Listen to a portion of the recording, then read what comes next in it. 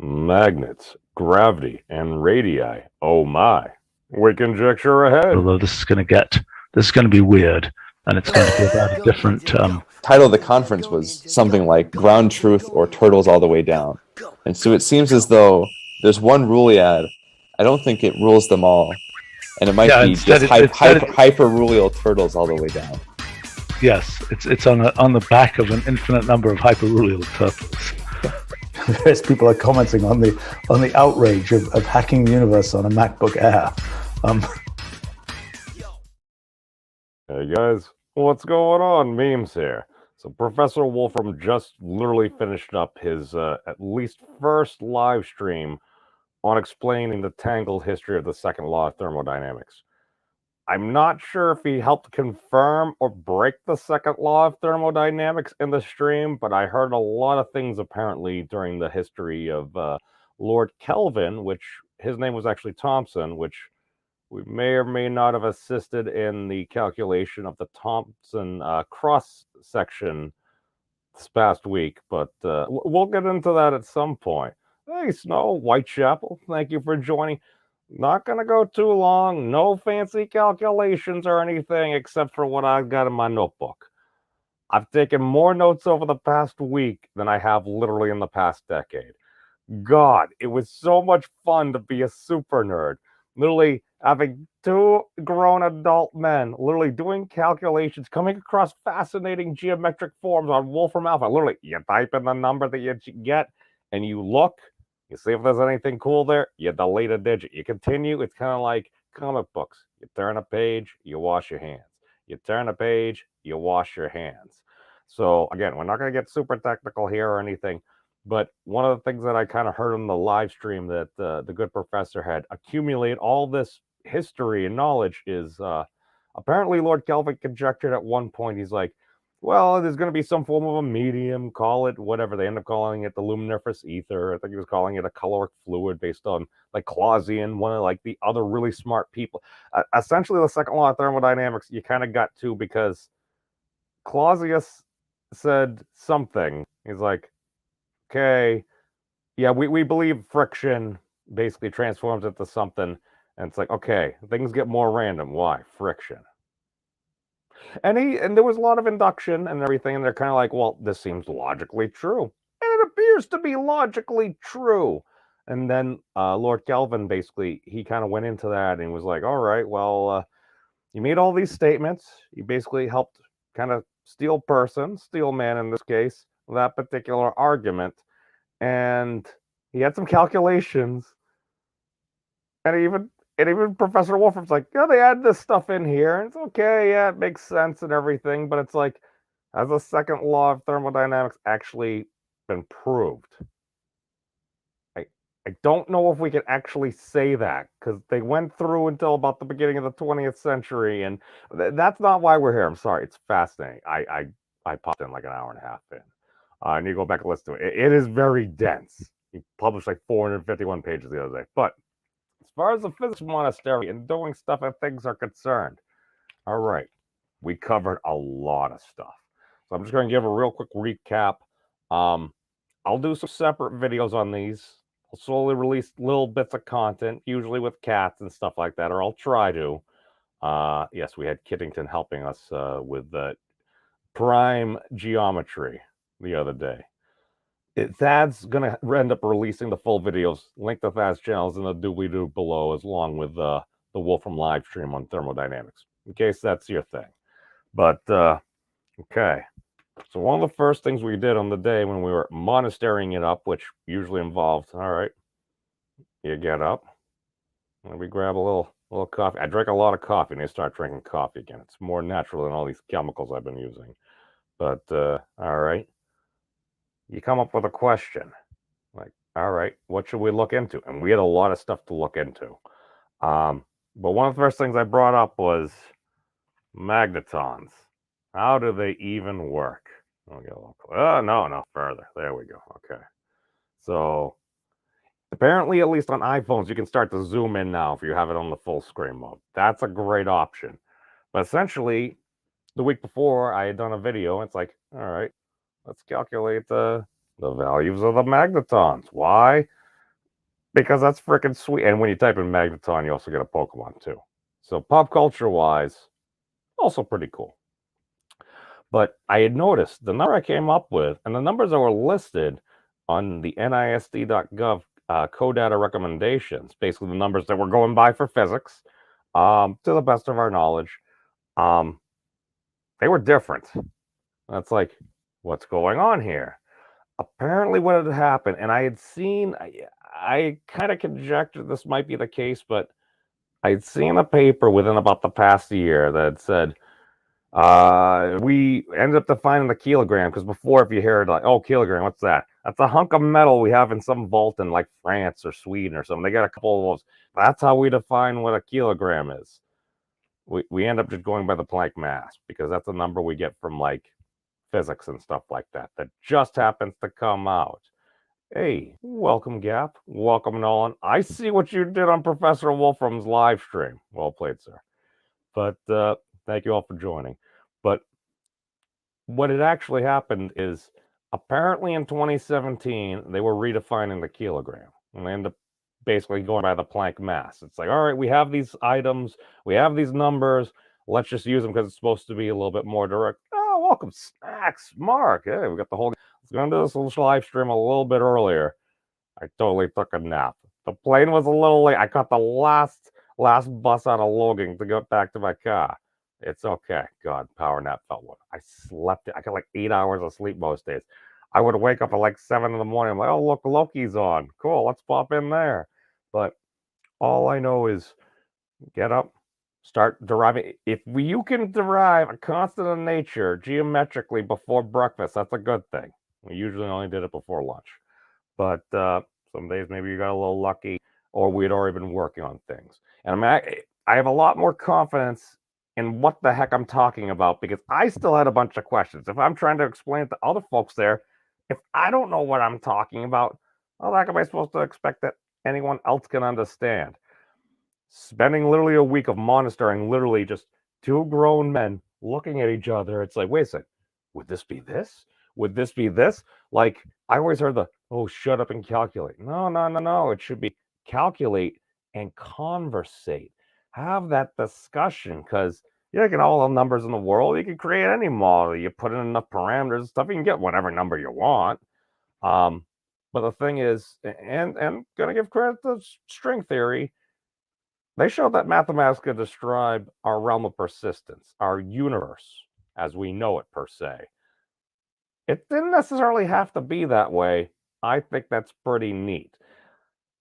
And it's a lot easier to follow than a lot of other things because you only need to have so many ingredients. That's the thing. If you have infinite ingredients for whatever stew or soup you're trying to make, is it really going to come out all that tasty? But if you get 5 main ingredients, time, space, charge, mass, and temperature, you can arrange those or permutate those in basically 44 different ways. I started using a Wolfram notebook. I ran a computation. I'm not saying that it was. I started getting video to go. We're gonna have video coming soon. It's gonna be freaking sweet. And any of y'all like the Mandelbrot set and or the Fibonacci numbers and sequence, you're gonna love it, in my opinion. But essentially, in 2017, they redefined the kilogram, and in 2019, the scientific units basically they were relaunching or reissuing them. They were trying to make them more coherent. So what did they do? Because some of the numbers we had out to so many more significant digits that we could account for, and the more data you have, great. You usually have error bars like 0.15, 0.60, something. So the last two digits could go up, could go down. For some of them, they literally just cut them off at 10 digits. They're like, we have confidence up to 10 significant digits after that. Because it's a coherent set of units. That's the thing. If you convert back and forth, you should essentially get the same numbers. One of the big insights that had over a while was if you take the constants of nature and you do all these calculations with them and you try to go back right around 7 significant digits, kind of gets a little right around there, sometimes a little after, sometimes a little before. And that was very interesting. So shout out to Thad for noticing that. And apparently, he had told me that I think it was David Green, Dr. Green, I believe, maybe professor, runs the World Science Festival. Been on a bunch of the big channels, but apparently he had heard over the past year at one point.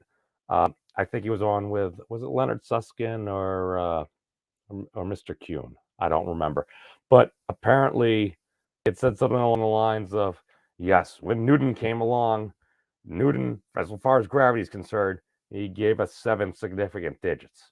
And then when Einstein came along, he gave us another 7 significant digits. I'm like, most of them all we've been working with appears to be accurate out to roughly 14 significant digits. It's like, that's very interesting.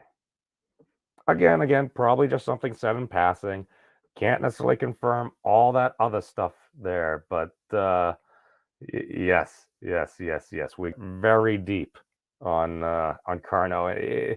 I need to go back and listen to the beginning of it. Yes. Okay. Yes. Like you, Luke and Yoda there. Yes. But the thing that I noticed is, okay, at that point you cut it off. Why? We want the unit to be coherent, because that's the big claim. Because again, this one little known fact. If you can get the equation set up so the whole like F equals ma, force equals mass times acceleration, energy equals force times distance, and then power equals energy divided by time. If you can get that set up without using different conversion factors, basically in this case we're using Planck units, and that's the claim. Is it right? I don't know, but if you can get it to be utilizing a coherent set of units, the claim is basically general relativity and other such things emerge. Like the rest of, when those units are used in other areas of physics, they automatically become true. And that's something I read on a Wikipedia article. Again, take it for what it's worth. But if that's true, if you can line up quantum mechanical theory using a coherent set of units and it works, naturally general relativity emerges. Basically, you don't get a quantized gravity. That's the thing. We've been working so hard. It seems so difficult. It's like, what if we just take general relativity? I mean, do we need to quantize it? I mean, technically, we may or may not have. I'll let Thad take care of Big G. That was fascinating because we worked on the magnetons. And the great thing about this model is, and again, I'm going to do it on the internet. Take it for what it's worth. Look into it yourself if you're interested. I'm going to do my best to explain it here. And again, this is the conjecture. This is what I'm going to claim. But essentially, we start to do it geometrically, because that's kind of like another way to shortcut it. Rather than just having all the numbers, if you can actually see what's going on, that might help. How do we do that? All right, we start looking into these different things, and it's like, all right, we get numbers. Okay, I'm just going to do it real quick. Okay, this book. It's probably like 80 pages or so. All right. Yes,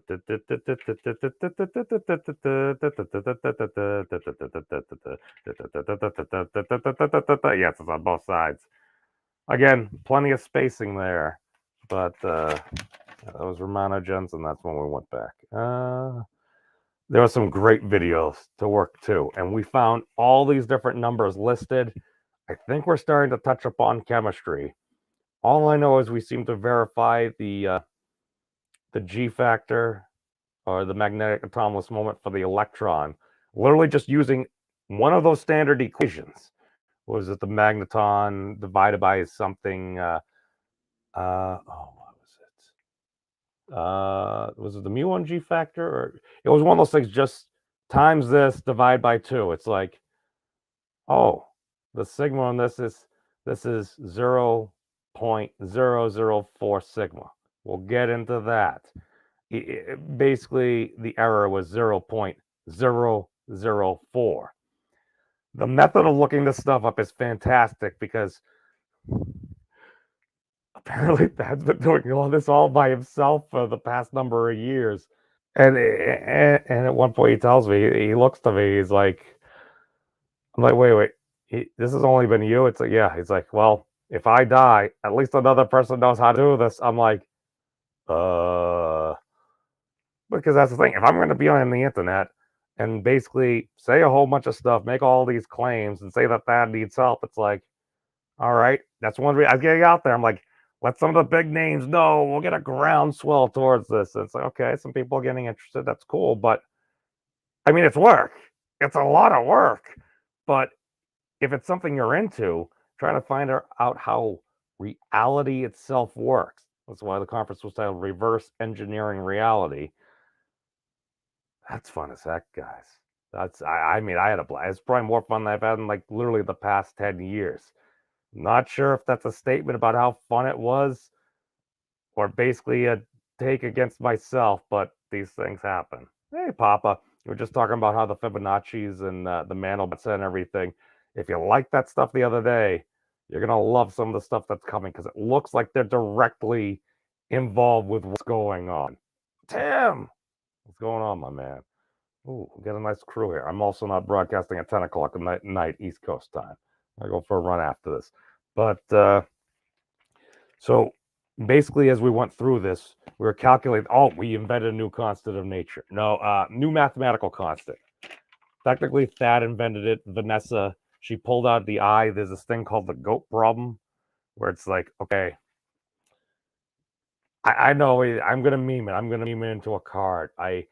Whitechapel, I'm probably going to need your help to make some of these a little bit better. I'll do the rudimentary versions, but we can totally have holofoils. But there's a problem what's the problem? You want a goat to graze half a circle. You get a circle. Boom. Okay. But you want the goat, you want to basically tether the goat up. So basically you tie the goat up to a particular point on the end of the circle. All right. You want it to be able to graze exactly half. Seems easy. You just put a straight line. But the goat is going around in a half circle, or as far as it can go, depending on the length of the rope. Apparently, this was an unsolved thing for years. They recently solved it, I think, in the past 5 or 10 years. You can actually get it. So it's literally called the goat problem on Wolfram Alpha, if you want to look it up. Actually, not even making that up. It's so fantastic. But I'd asked even Professor Wolfram about it on live stream. He's like, I don't know what that is. I didn't know what it was until we came across it. Its notation is also GG. Good game there, reality. Good game. Or at least Team Wolfram. But big G and then sub G.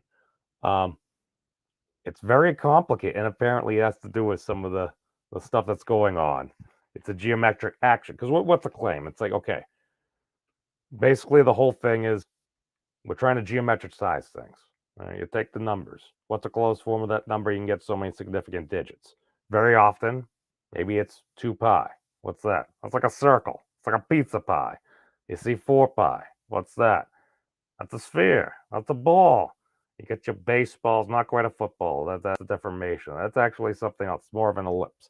Ellipse and cardioid, multi-cardioid kind of in that, to my knowledge.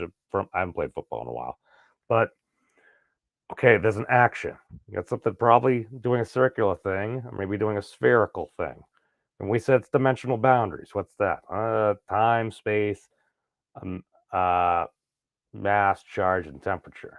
We have measurements. They're literally in the thing. You just look it up. It's like, all right, sometimes you got to do some conversions and everything. It's actually not really that bad. So it's like, all right, you're taking the thing, you're trying to find out its actions, and usually combine those with that. So you get the dimensions, you get your ingredients, you get the stuff, and it's doing a thing. And then you have a boundary there. Basically, there's a terminal action. That little bit that we're not really sure what's going on. And then basically you do the same thing. And then you multiply by the inversion factor, which is Planck length times Planck mass over the Planck charge squared, which comes out to be exactly 10 to the negative 7. So basically you got like 7 zeros and a 1. That's very interesting. Also, it comes out to be the magnetic permeability of free space. Basically like 1 ampere. Again, just a very interesting thing that I'm saying, wow, welcome. We at the very beginning, we're talking about how what might be going on might be kind of, I was using an analogy. It's kind of like comic books. You turn a page, you wash your hands. Turn a page, you wash your hands. Tommy, we got guinea pig representation as well. Shout out to Pig Nation. Squeak, squeak, squeak. But, okay, so we went back and forth. Basically, over about the next week or two, Thad's going to have the polished videos with all the different stuff, the edits and everything. Some of the things I'm posting are literally just the part of me just being like a noob there. It's like, what do I type in? And then a cat on Thad's shoulder, everything kind of like a parrot. Oh, Kiddington was a major help. Both Kiddingtons were helping. Schrodinger's Kiddingtons were actually supervising. It's like, oh, you're a lucky kitty. It's like, oh my God, do you see what I found here? Oh my God. We're like little girls, just like going over like our first crush. Oh my God. We were just like so excited. Now, again, many people might express that. That was a sexist statement, but I'm not saying it wasn't true. I mean, this whole thing. Hey, yes. We've got the crew here. We've got the crew. All right. I'm going on for 20 minutes, but long story short, now I'm not saying that some of the conjecture we've had, such as is it electromagnetism all the way? I'm not gonna say that. I'm not gonna say that we necessarily, or basically that, solved for big G, noon gravitational constant. But somebody may have sent him some particular experimental data, and he took a look at it, used some intuition as we were going through some calculations, and was like, it's beautifully fantastic. Is it true? I have no idea.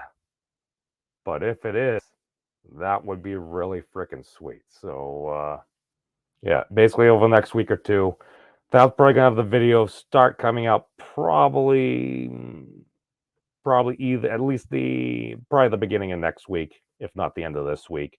It'll have like the different formalisms and stuff like that there. So again, if you want, plug some stuff into the equation. Basically, all the stuff is freely available on the internet in case it's something up your alley. And if it's something up your alley and you really want to help out, you can hit me up. Let me know. If you just want to sit back and watch an entertaining show, by all means, I ain't the boss of anybody. But I just think it's really freaking cool just even sitting there and you start to learn. It's like, okay, how does this go? Okay, well, I made this error. Let me correct my error. Why? You all saw me. It's like, why am I off by 75 orders of magnitude? Oh, that's Planck temperature. That's 10 to the 32. It's supposed to be Planck time. That's 10 to the negative 44. That would explain about a 76 magnitude discrepancy. Just logic right there. So basically, it's like a lot of high school math, and he's Wolfram Alpha. Just kind of learn to use the tools. Why? Well, I remember, what was it? Something like one of the big things around across the century, Wall Street. It's going to be too much horse poop out there. Oh my God! And now we have gridlock with cars because we learned like thermodynamics decently, and we learned to use other tools, other things at our disposal. I think it's a pretty awesome thing. It's a great times to basically be a nerd. I'm going to claim. I think it's going to get a lot nerdier and a lot better, especially once we add in the pictures and video rather than being like, oh, here's this big thing. I think Fizz will be impressed. I'm just saying that, okay, if I'm going to attempt to send a monster girl to math camp, I better be willing to go to math camp myself. Somebody that may or may not have just come back from a little bit of math camp, I think it's pretty sweet. Oh my God, Muddy the Mud Skipper, how dare you? Oh, that brings back. I don't even know what you just did, but it was beautiful. But that's all I got for right now, y'all. Peace out, everybody. Be safe. Take care of yourselves. It's a crazy world out there, but hey, if we could get replicators in 50 years, I think that would be pretty neat. And basically, I don't know. Maybe we don't destroy ourselves over a whole bunch of BS just because people are. I'd really rather not have to legalize dueling. I'll totally do it. Peace out, everybody. Have you guys checked out the Memes of Destruction's channel?